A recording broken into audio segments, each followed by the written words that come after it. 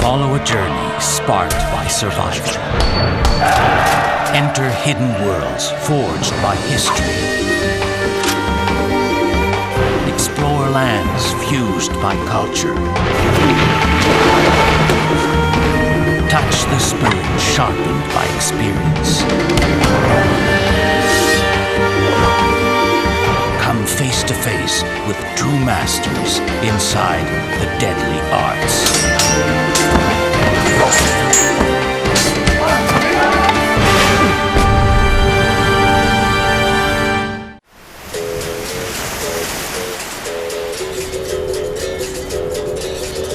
Salvador de Bahia, the colonial capital of Brazil, known today as the most African city of the Americas, a port city drenched in sunshine, steeped in history, and with danger lurking in the narrow cobblestone streets of its inner city.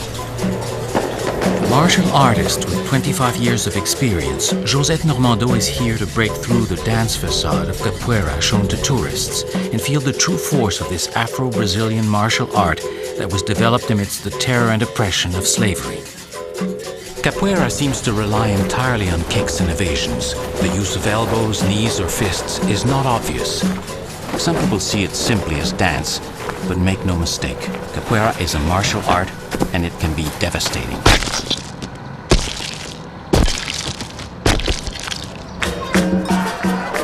With its powerful, fluid, and acrobatic movements, Capoeira is a dynamic expression of the Afro-Brazilian culture.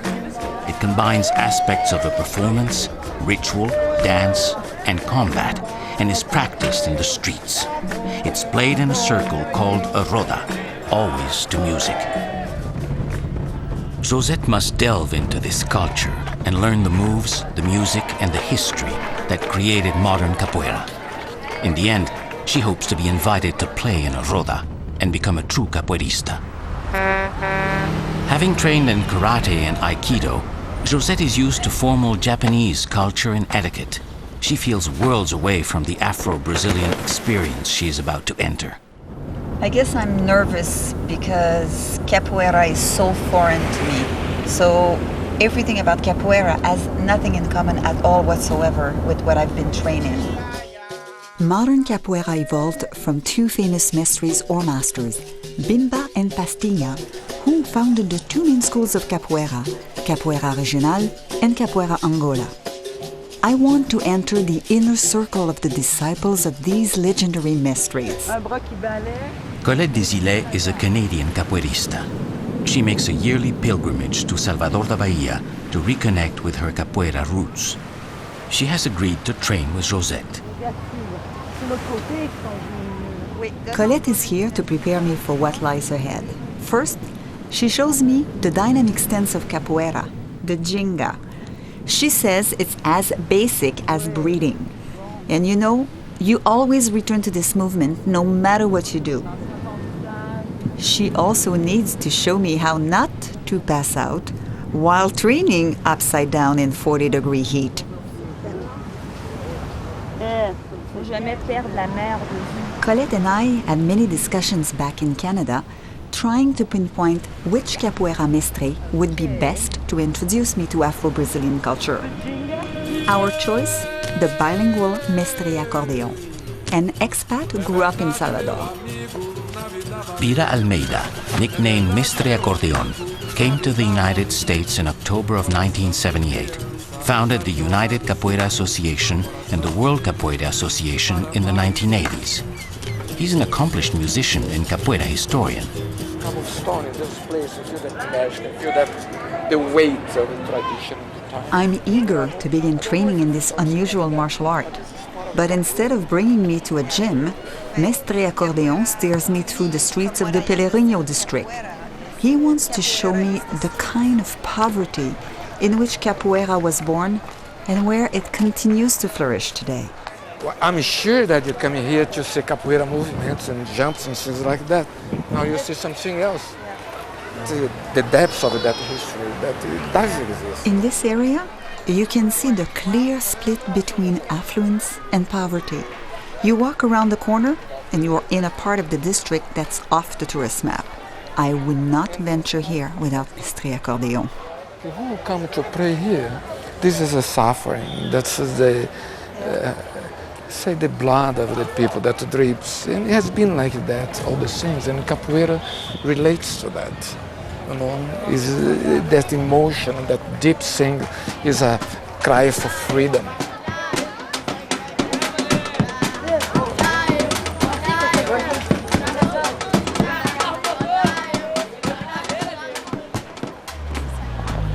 It is clear that in Bahia, mestres are local heroes. Kids react to Mestre Accordeon as though he is a rock star.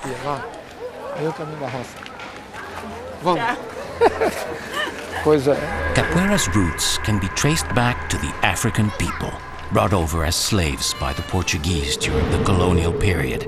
As the capital, Salvador de Bahia's past grandeur was largely built on the slave trade and the labor of slaves in the sugar plantations. Between the 16th and 19th centuries, it is estimated that the Portuguese enslaved 4 million Africans to work the plantations of their new colony.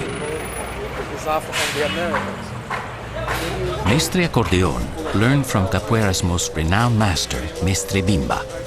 The Mestre's son, Nenel Bimba, now runs a Capoeira regional school in Salvador. Agora a gente está aqui, quer saber sobre capoeira. O nome dela é Josette, do Canadá. Bem-vinda. We're welcome. I'm honored. Manuel dos Reis Machado, nicknamed Mestre Bimba, was born in 1899. At that time, the authorities considered capoeira nothing more than street fighting and outlawed its practice. Bimba realized if he could create a structure and methodology for capoeira, the public and authorities might look upon it more favorably. In 1932, he daringly opened a school teaching his structured form of capoeira. 4 years later, he gave a demonstration for government officials. As a result, capoeira was legalized in 1937.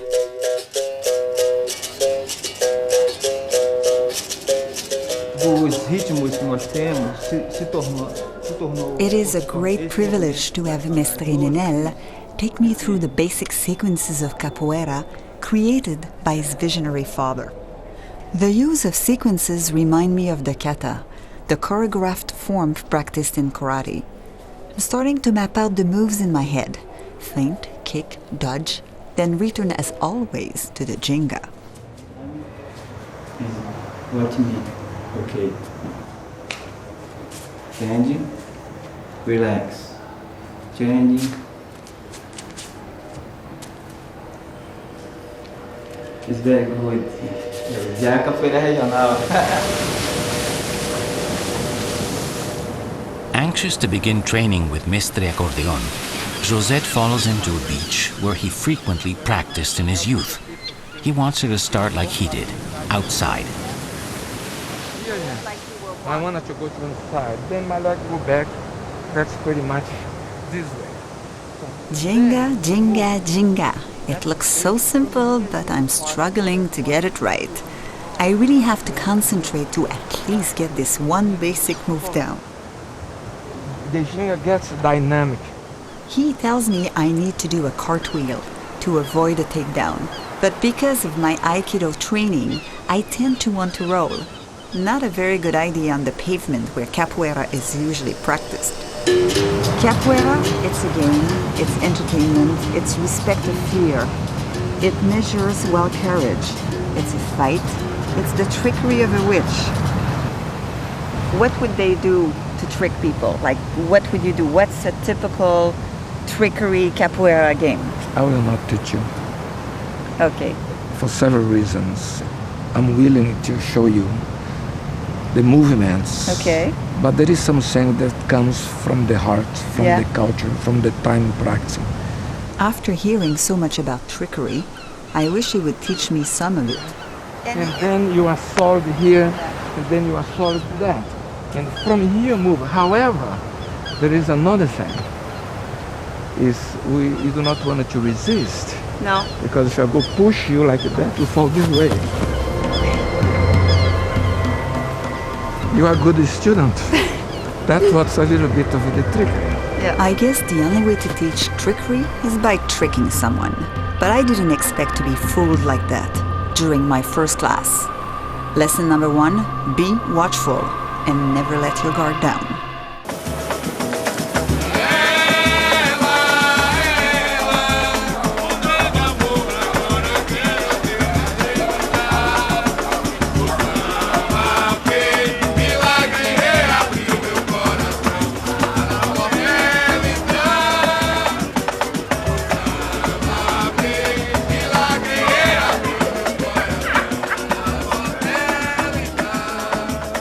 Having experienced firsthand the trickery of Malicia, Josette is ready to go deeper into the fundamentals.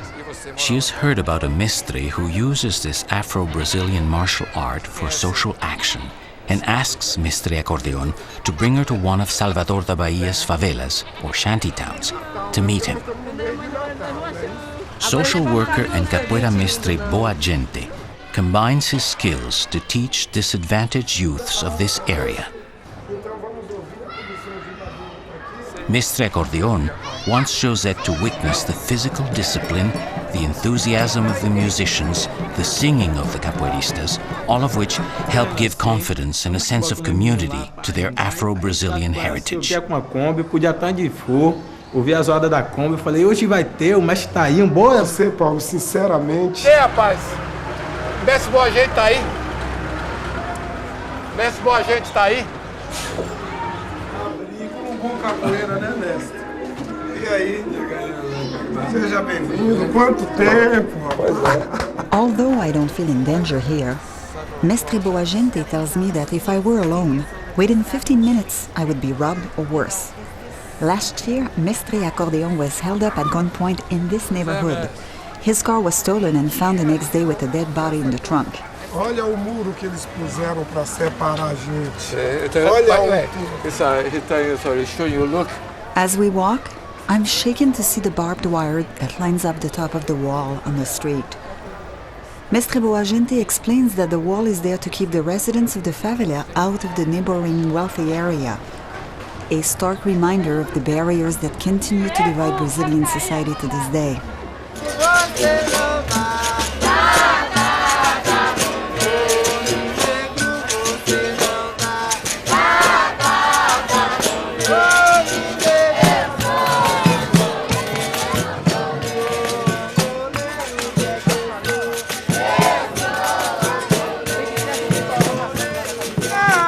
As they descend to the roda, Mestre Boa Gente's students are already doing an elaborate form of ginga. Seeing these movements set to music, I can understand why some people mistake capoeira for a dance and not a martial art.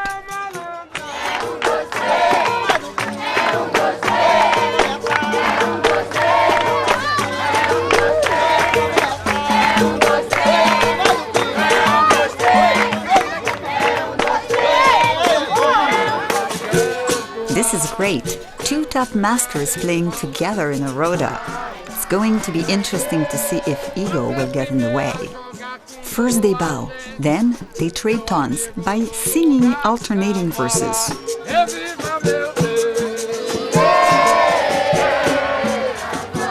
And what begins with a friendly handshake quickly turns into a back kick.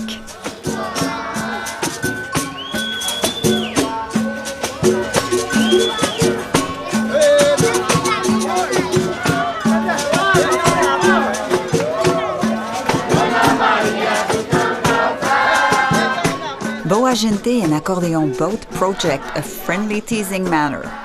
Their control kicks sweep close as to say, I could have got you there. They never break eye contact, even when they are upside down.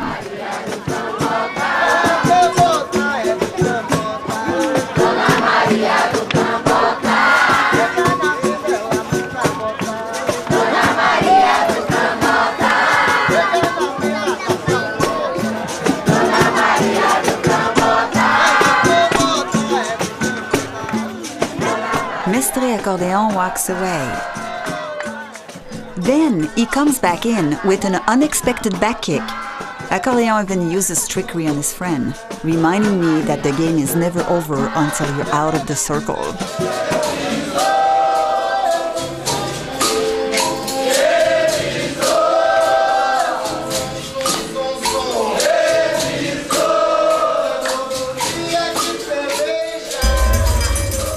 The trickery or treachery in capoeira, also known as malicia, began in the resistance of African slaves. The slaves would purposely create accidents that damaged property or sabotaged the efforts of their owners, then behave as if they had done nothing. This strategy allowed them to hold on to their sense of self while appearing to cooperate with their masters. The players often pretend to be hurt or drunk or tired. They may leave the fight and then return abruptly. This is malicia. Lesson number 2. The context dictates the meaning of fair play.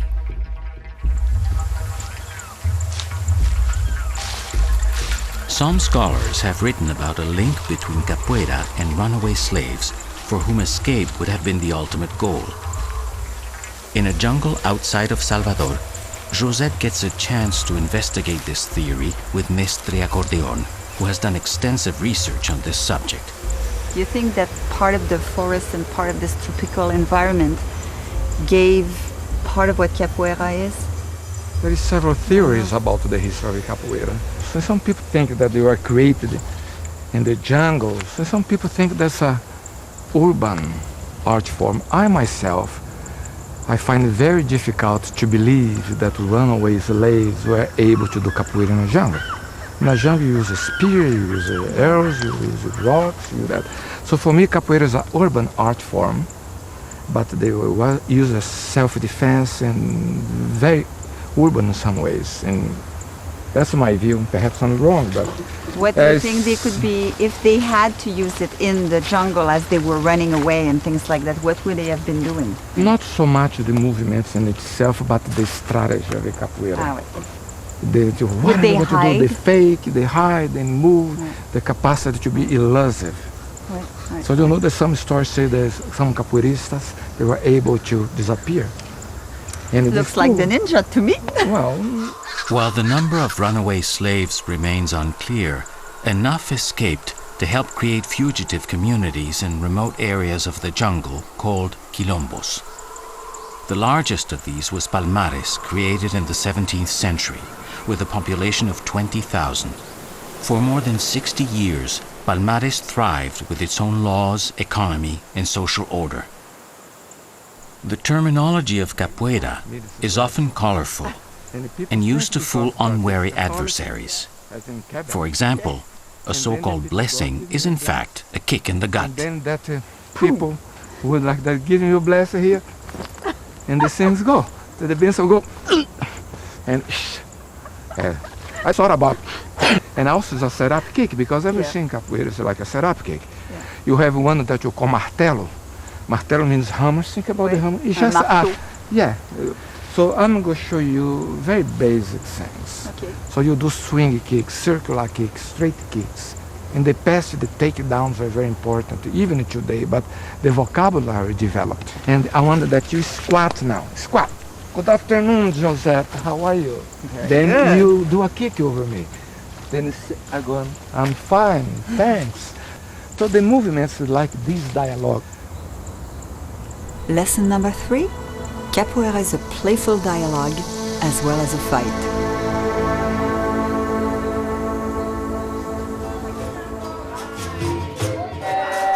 Physical trickery is not the only form of deception in capoeira.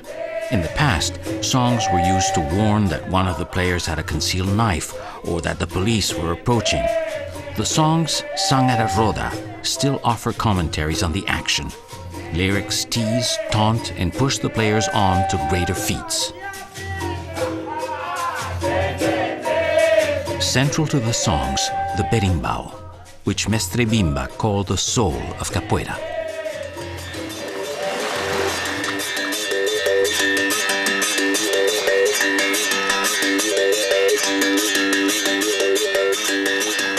With only a single string, the Berimbau produces rich music.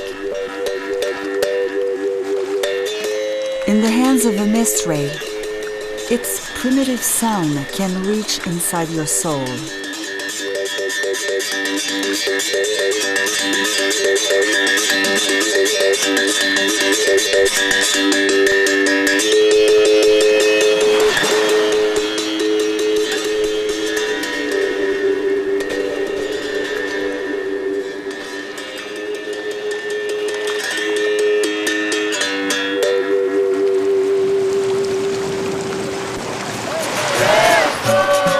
Capoeira is a constant dialogue between music and action.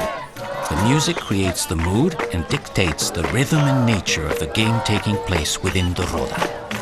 The Berimbau leads the dialogue between the players, the band, and the singing crowd.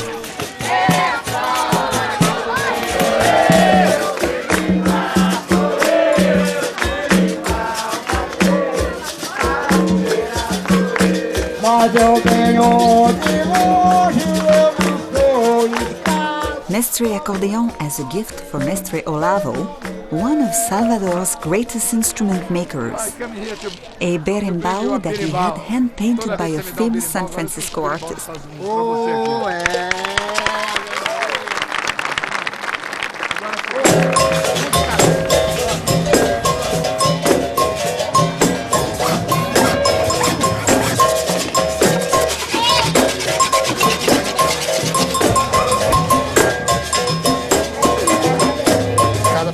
The berimbau is a bow. Because it has to be springy, it is often made of biriba or mukuje wood. These days, a steel string from an old tire is used to bend the bow, which is about 1.5 meters long. About 30 centimeters from the lower end, the taut cord attaches a gourd resonator, a kabaka, to the bow. Striking the string below the kabaka with a flexible bamboo stick produces the berimbau's distinctive sound.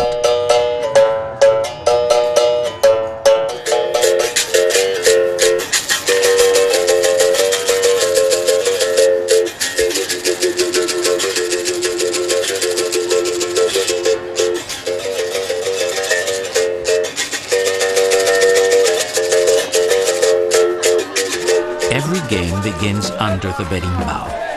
The capoeiristas play faster, slower, or more aggressively, depending on the tempo dictated by the lead berimbau.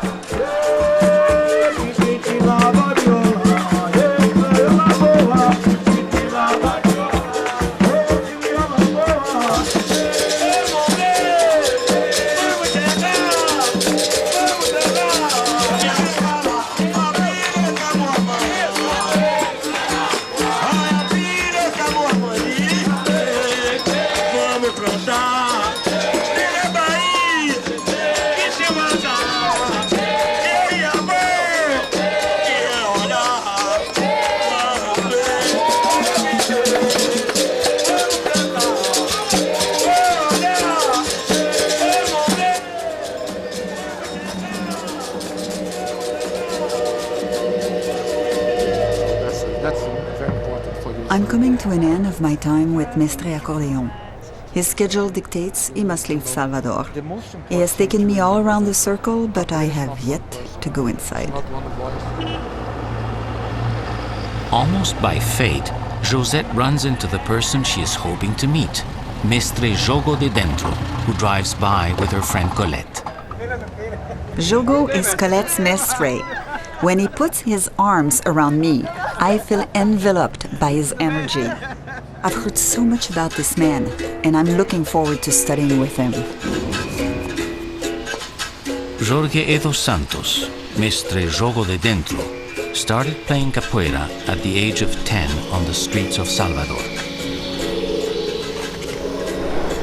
At 15, he joined the academy of famed capoeira Angola Mestre João Pequeno.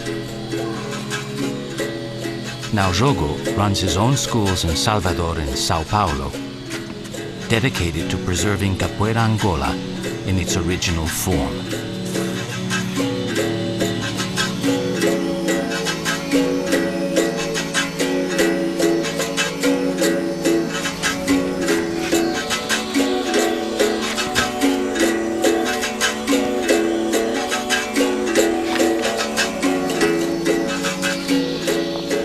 head on my own to my first Angola class, I sense that this will be the most difficult and demanding phase of my journey. How will I handle this next step once among the local capoeiristas?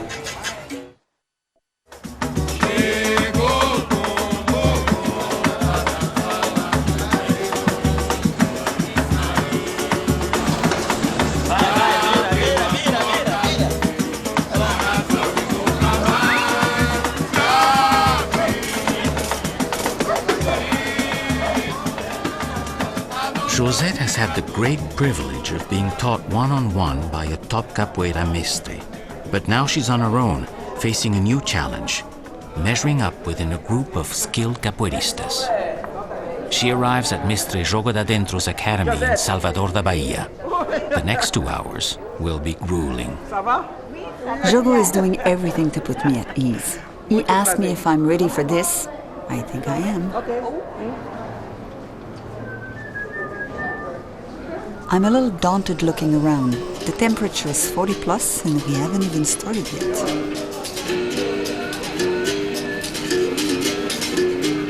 All around me, the other students are doing incredible things. They look like circus performers.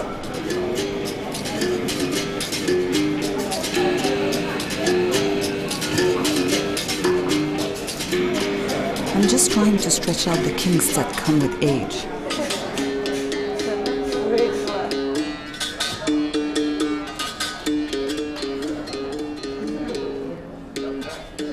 The class starts again with the ginga, but this time everything is slow down and twisting. Minha lua desceu. Aqui, rasteira e rabo de arraia. Jogo keeps going for over 2 hours, and he doesn't just teach from the head of the class, he does everything we do. Fechei. Chapa. O espaço está apertado, mas é para todo mundo fazer. É só controlar no braço o AU, tá? Ó, AU.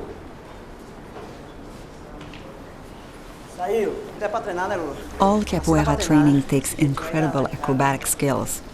But in Capoeira Angola, you also have to perform the moves in a kind of slow motion that stresses and strains every muscle. Keeping your balance and moving gracefully become far more difficult. Flex, pode a perna.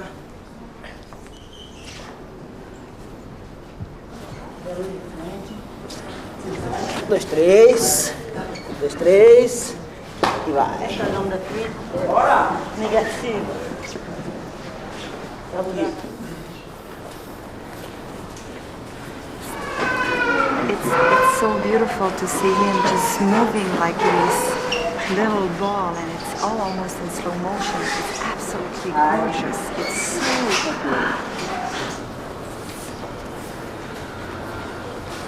E aqui? Ok?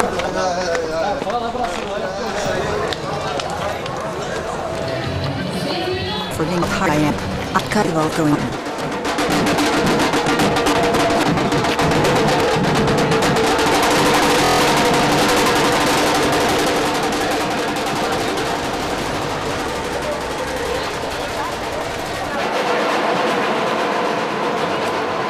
I tell Colette I want to learn more about Mestre Jogo and the history of Angola. She says that she will try to arrange a meeting with him.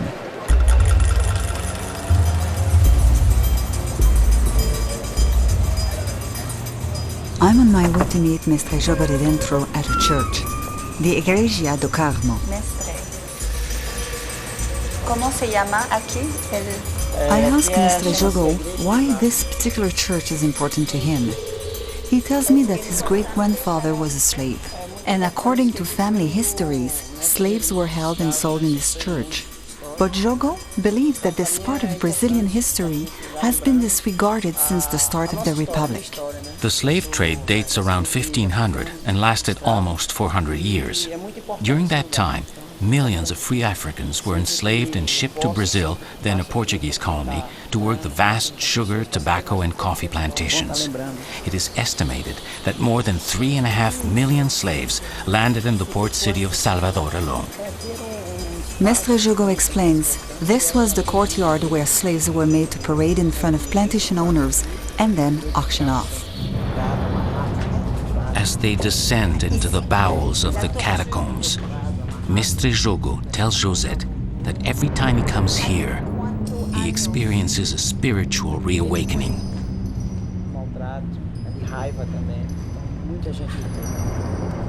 He tells me he feels the energy coming from these walls, that down here is where slaves were chained, tortured, given little or no food, no sunshine, no light. He says he feels the vibration from all their suffering. For the slave, capoeira was one of the few means of escape, a way to strengthen himself mentally and physically, and to fight against his oppressors when it was possible. For Mestre Jogo, learning capoeira is a way of keeping alive the memory of those tortured souls and transforming the spiritual energy he finds here into something positive. Lesson number 4. A capoeira master's art reaches beyond the physical training. Olha pra frente. 2. Ginga. A U negativa.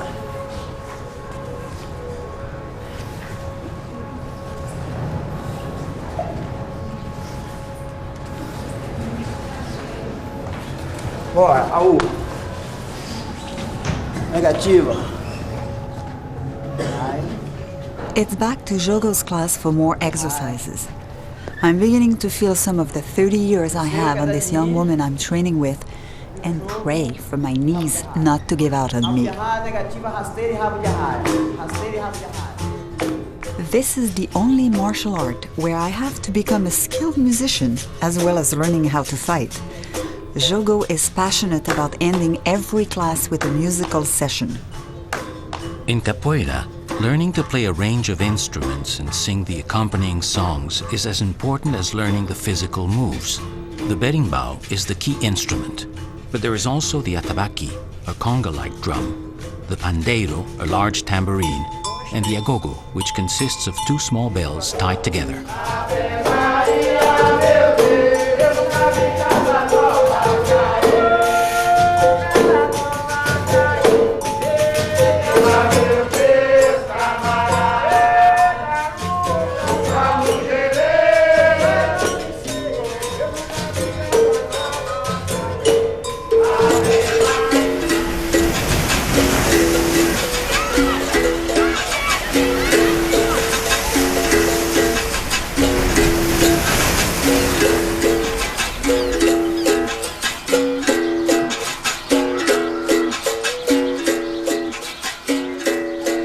Has told me about Jogo's devotion to his teacher, Mestre João Pequeno, the most revered Angola mestre alive.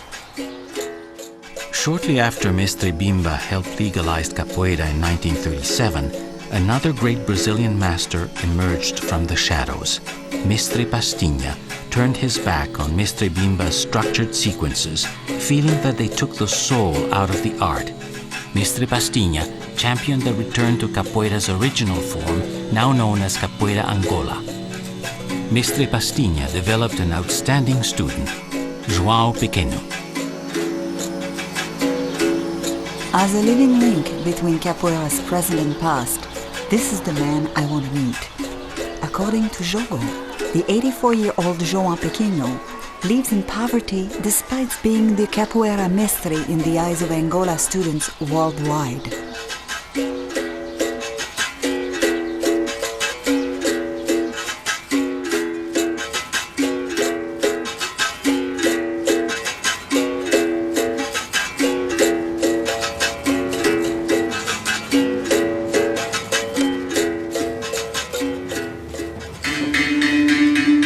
This is where Jogo gives kids free capoeira classes when he's in Salvador. There are special games to play within a rota, such as this money game. The object is for a player to pick up a handkerchief of money from the floor using his teeth. The game involves a key principle of Angola, to control the action in a tight space. When Jogo is asked to play against his 84-year-old mestre, he's reluctant and tries to get out of it, because he never wins. But finally, he agrees.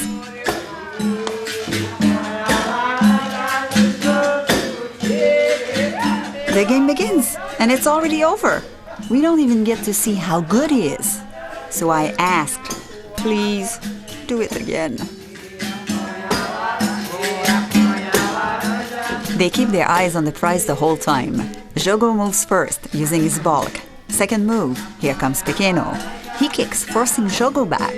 Jogo tries a third move. Pequeno put himself between Jogo and the money. He turns and picks up the handkerchief.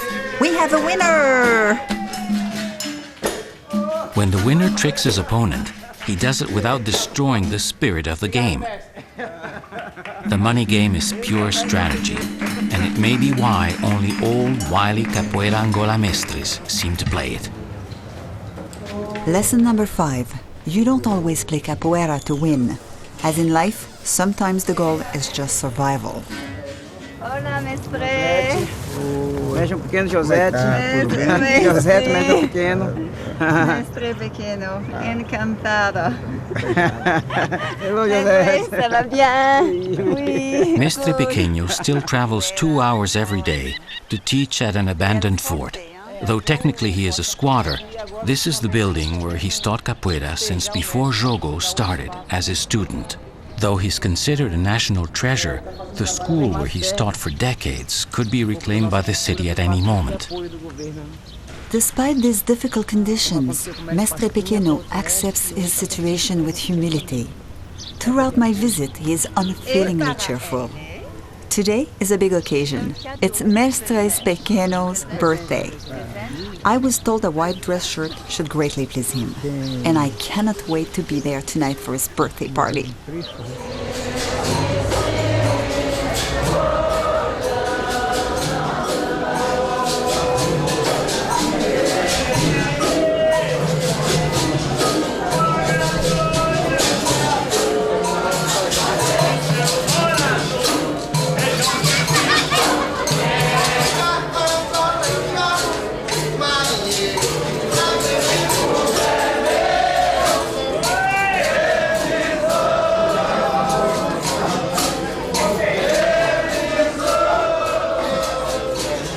As soon as I walk into the academy, I feel the students' love for the old mestre. I'm told that as a gift, Mestre Pequeno's students repainted this room where he teaches. But because of lack of money, they had to dilute the paint with water. It's still wet, so anyone who leans against it takes away a green souvenir. None of this dampens the celebration, however, and the singing, dancing, and playing capoeira last late into the night.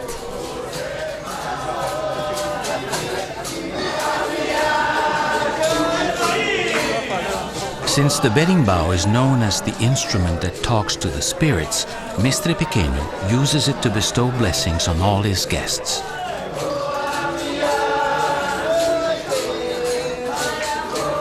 And I will need his blessing. I have promised myself I will enter the Roda before I leave Salvador.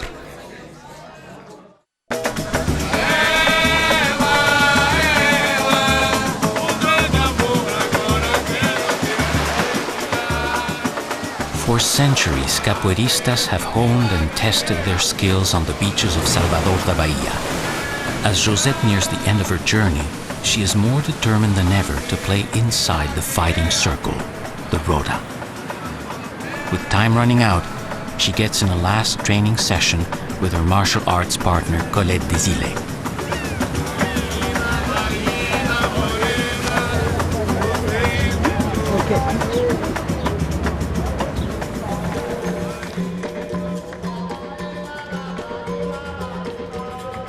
Before Josette heads to Jogo's class, she has one last thing she wants to do.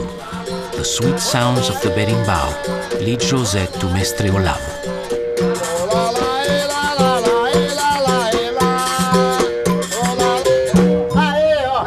Gostei. Olha quem vai chegando, minha amiga, Ave Maria, Josete, que satisfação. I had intended to buy one of Mestre Olavo's Berimbau, so I'm truly touched by the gift and the impromptu lesson I received from the Mestre himself.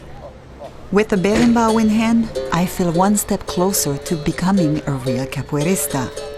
This is a confidence boost before my last class with Mestre Jogo.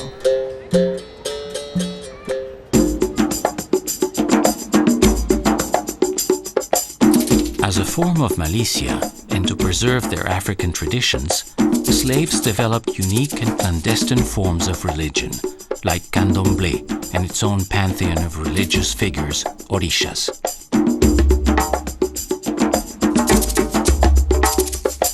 Capoeiristas often invoke the protection of orishas. Today, candomblé is commemorated by huge statues of orishas which rise above the waters of the Tororodique in Salvador.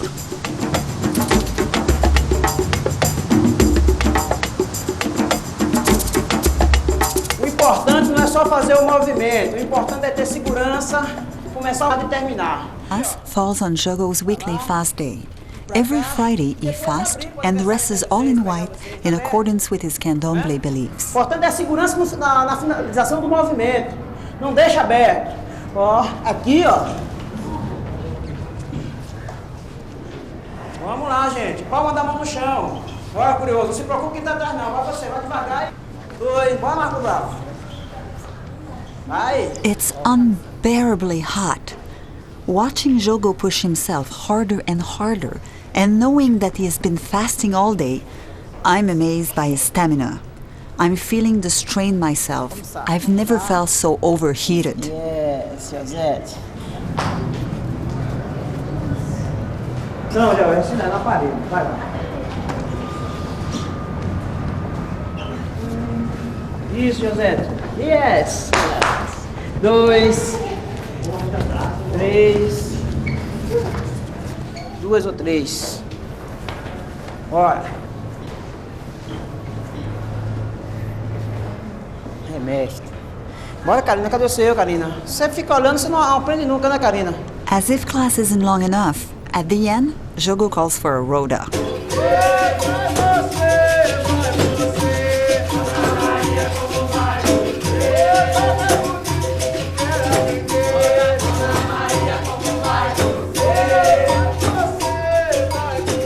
Jogo is calling the circle to pull in tighter, making it even more difficult to maneuver. As I watch him move, I can see how he got his nickname. He's famous for being able to fight in a small space, a corner, a tabletop, in a doorway.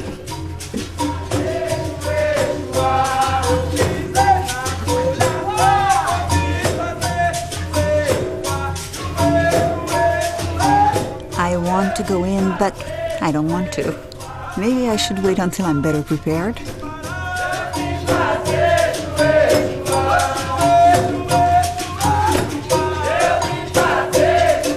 Wait, did he pull a muscle?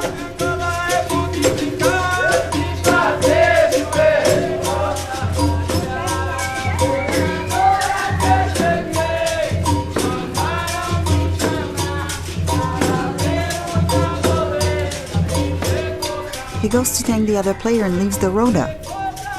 But it's a trick. He's back in with a headbutt. A fine example of militia.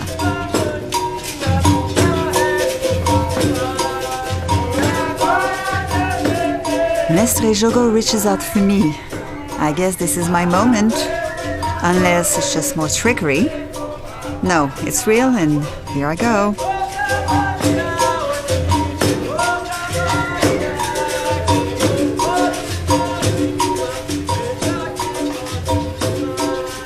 Each move is a struggle, but I keep on going.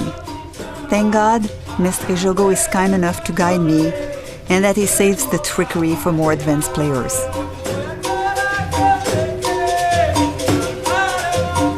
I follow his lead, returning to the Jenga.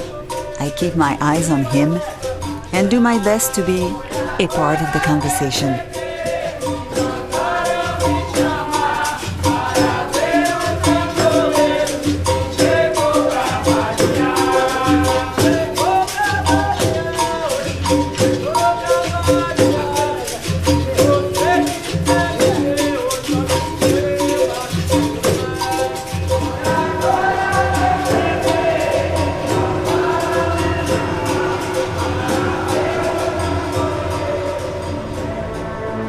Most martial arts are born of war. Capoeira was born out of resistance. Once forced to disguise itself as a harmless dance, today capoeira is a joyful and defiant expression of Afro-Brazilian culture. Soon I will leave Salvador, but I will return home with vivid memories of the mestres. Accordion's trickery, Nenel Bimba pride in his father's accomplishments, Olavo's musicality, Boa Gente's joy and commitment to his community, Pequeno's experience and devotion, and the profound spirituality of Jogo de Dentro. Capoeira is a metaphor for the struggles of life in Brazil. Forged by the terror and oppression of slavery, Capoeira has become a triumphant expression of a people's will to not only survive, but to flourish. My goal as a martial artist is to transcend the daily dimension of life to win what the mestres win, a touch of invincibility.